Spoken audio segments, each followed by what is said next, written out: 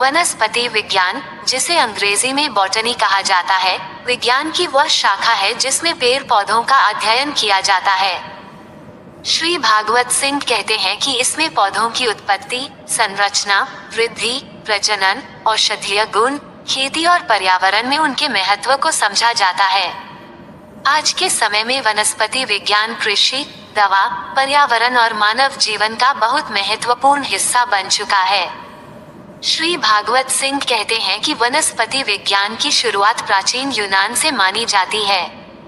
यूनानी दार्शनिक एरिस्टोटल के शिष्य थियोफ्रास्टस ने लगभग 300 बीसी पौधों का वैज्ञानिक अध्ययन शुरू किया।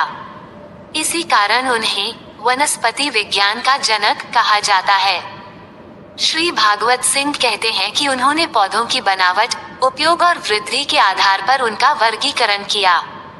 उनकी प्रसिद्ध पुस्तकों हिस्टोरिया प्लांटेरम और द कॉसस प्लांटेरम में सैकड़ों पौधों का वर्णन मिलता है।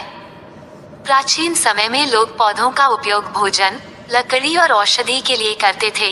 श्री भागवत सिंह कहते हैं कि लेकिन धीरे धीरे वैज्ञानिकों ने समझा कि पौधे केवल मानव जीवन के लिए ही नहीं बल्कि पूरे पर्यावरण के लिए जरूरी हैं।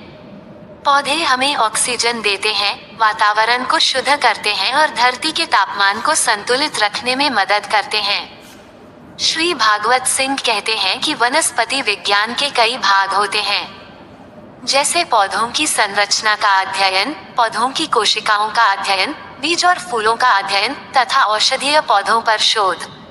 आज वैज्ञानिक नई फसलें विकसित कर रहे हैं ताकि कम पानी और कम खाद में अधिक उत्पादन हो सके।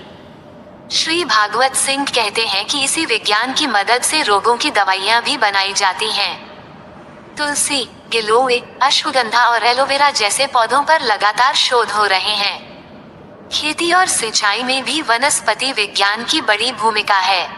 श्री भागवत सिंह कहते हैं कि किसान मिट्टी, बीज और पौधों की सही जानकारी लेकर बेहतर उत्पादन कर सकते हैं। वैज्ञानिक ये भी बताते हैं कि कौन सा पौधा किस मौसम और मिट्टी में सबसे अच्छा उगता है। आज के समय में पर्यावरण संरक्षण के लिए वनस्पति विज्ञान का महत्व और भी बढ़ गया है।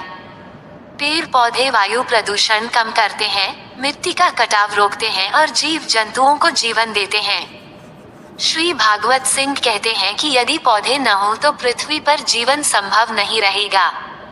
इसलिए वनस्पति विज्ञान केवल किताबों तक सीमित विषय नहीं है, बल्कि यह मानव जीवन, खेती, स्वास्थ्य और प्रकृति से सीधे जुड़ा हुआ विज्ञान है।